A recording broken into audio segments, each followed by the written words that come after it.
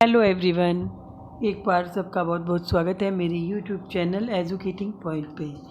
बच्चों, हम कक्षा 9वीं की पाठ्य पुस्तक कर रहे हैं हिंदी की, और हमारी जो बुक्स है वो उसका नाम है क्षितिज।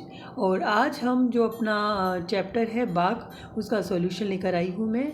और पिछला जो क्लास है वो आप सबको अच्छी लगी होगी, समझ में आई होगी।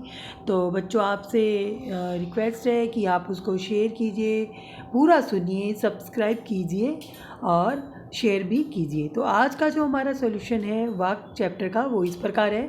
हमारा पहला क्वेश्चन है, रस्सी यहाँ किसके लिए प्रयुक्त हुआ है और वह कैसी है? तो इसका आंसर है, रस्सी शब्द जीवन जीने के साधनों के लिए प्रयुक्त हुआ है। वह स्वभाव में कच्ची अर्थात नश्वर है। नश्वर का मतलब होता है जिसका कभी नाश ना हो। सेकंड क्वेश्चन है, कवयित्री द्वारा मुक्ति के लिए किए जाने वाले प्रयास व्यर्थ क्यों रहे हैं?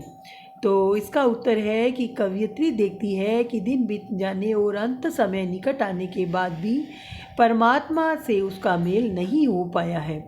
ऐसे में उसे लगता है कि उसकी साधना एवं प्रयास व्यर्थ हुआ जा रहा है। और अगला क्वेश्चन है, कवयित्री का घर जाने की चाह से क्या तात्पर्य है? तो इसका उत्तर है कि घर जाने की चाह का मतलब है परमात्मा से मिलन। अगले क्वेश्चन है, क्वेश्चन 4 है हमारा। इसमें हमें भाव स्पष्ट करना है। दो दिए हुए हैं और दोनों के भाव क्या है। जब पहला है, जेब टंटोली कोड़ी न पाई। तो इसका जो भाव है कि जेब टंटोली कोड़ी न पाई का भाव ये है कि सहज भाव से प्रभु भक्ति न करके कवयित्री ने हठ योग का सहारा लिया है। इस कारण जीवन के अंत में उसे कुछ भी प्राप्त नहीं हो पाया। और जो अगला है वो है, खा खाकर कुछ पाएगा नहीं, न खाकर बनेगा अहंकारी। तो इसका भाव ये है कि मनुष्य को संयम बरतते हुए सदैव मध्यम मार्ग अपनाना चाहिए। अधिकाधिक भोग विलास में डूबे रहने से मनुष्य को कुछ नहीं मिलता, और भोग से पूरी तरह दूरी बना लेने पर भी मन में अहंकार जाग उठता है। इसका कहने का मतलब यही है कि हमें बीच की स्थिति यानी समभाव अपनाना चाहिए। दोनों चीज़ें समान होनी चाहिए, भोग में भी रुचि होनी चाहिए और भक्ति में भी रुचि होनी चाहिए। हमारा अगला क्वेश्चन है, बंद द्वार की सांकल खोलने के लिए लल्लयद ने क्या उपाय सुझाया है? ललगद ने सुझाव दिया है कि भोग और त्याग के बीच संतुलन बनाए रखो, न तो भोगों में लिप्त रहो और न ही शरीर को सुखाओ, बल्कि मध्यम मार्ग अपनाओ। तभी प्रभु के द्वार खुलेंगे और आपका प्रभु से मिलन होगा।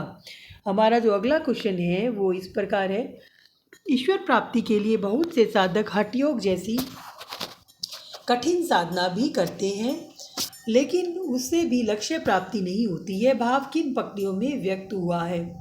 तो ये जो भाव है वो इन पंक्तियां हैं, आई सीधी राह से गई न सीधी राह, सुषुम सेतु पर खड़ी थी बीत गया दिन आहा, जेब टंटोली कोड़ी न पाई माझी को क्या दे उतराई।